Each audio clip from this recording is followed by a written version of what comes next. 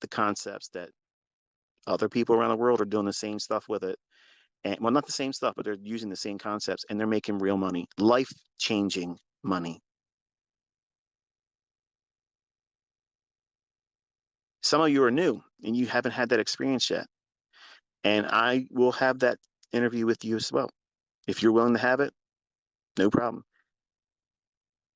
I would love to continue that part into 2024 and beyond. I'd like to do like a one a week type thing. That way it allows me, number one, to live my life once we get through this. Because I don't want to be doing everyday interview because it takes time to be doing all that stuff. And I don't want to be held to a schedule. But I would love to be able to sit down with one each week, maybe on a Friday. And it's an hour long in time. That's what my plan is. And just listen to someone that has gone through it. I would love to see people come in and say, yeah, I thought you were a fucking scammer. I thought you were a scammer and a fraudster. And then, I just figured, oh, I'm going to take this guy's shit and challenge it and prove it wrong. And then now I'm making money, and this is the best decision I ever made. That's the interviews I'm waiting to have. Because I understand I have a lot of supporters, and you guys are making money, and that's wonderful. I really get off. I get my rocks off when I have someone converted. Like I feel like I've really earned something there. I've gone through a lot of shit over the years and listened to a lot of shit and willfully put myself in a situation where I'm going to catch a lot of shit because I'm literally out here demo balling, and I've done it for years. And you can't say anything that's going to hurt me because I have the goods. I can prove it, and I'm going to do it in your face with a demo account, and you can't find profitability in any of the shit you're doing. So it's been fun for me to do that. And the people that have looked at what I do and look past the things I told you to just look past that. If it's real, you'll see it. If it resonates with you, run with it. And if you have the passion to stick with it, you will be profitable. You will fucking make fucking money here. And that's just the way it is. But you have to be here every day learning what it is that you have to discover is going to be the reasons why you're going to derail. Because you will, and how you react and how you think about yourself, your trading, and this industry, once you experience loss,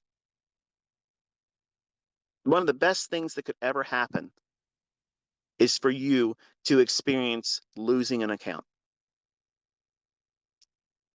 What do you say?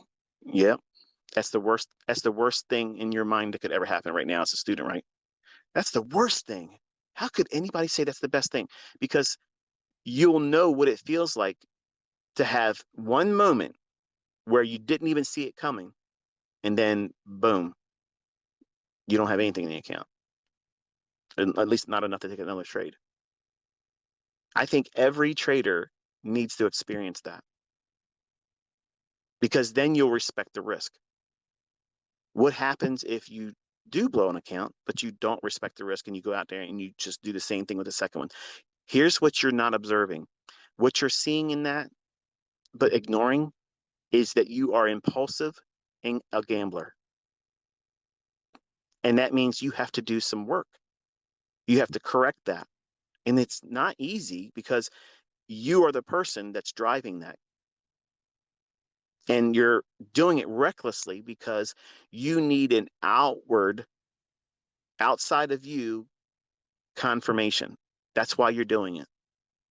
You're trying to do something Olympic sized, over leveraging an account,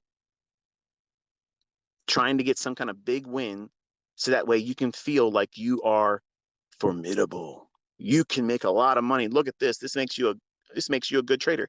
No, it doesn't. It does not make you a good trader. It makes you an impulsive gambler. And guess what? Sometimes impulsive gamblers go to casinos and make a lot of money. But impulsive gamblers don't go to casinos every day or every week or every month of the year and make lots of money. Professional gamblers are not impulsive gamblers. They're calculated money managers, and they're utilizing the cards as what? Their multiplier. They don't know what the next turn on that card is going to be. They don't know what hand's going to be given to them. They don't know. And they embrace that uncertainty, which is the equivalent of us doing what in trading? We don't know what that next candle is going to do.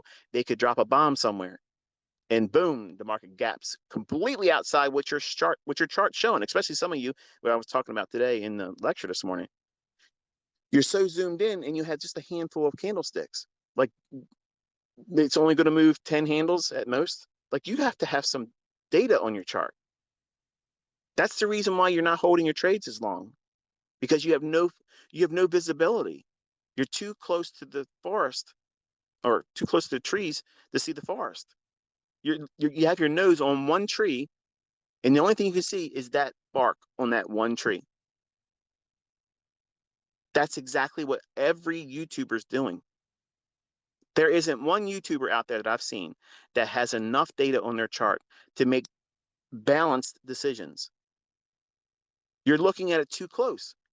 And when you do get a winner, I'm in your audience sometimes, and I'm thinking to myself, what are you talking about? You're going to close it.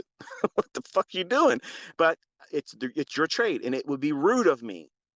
It would be rude of me to overtake and say, this is what's going to happen.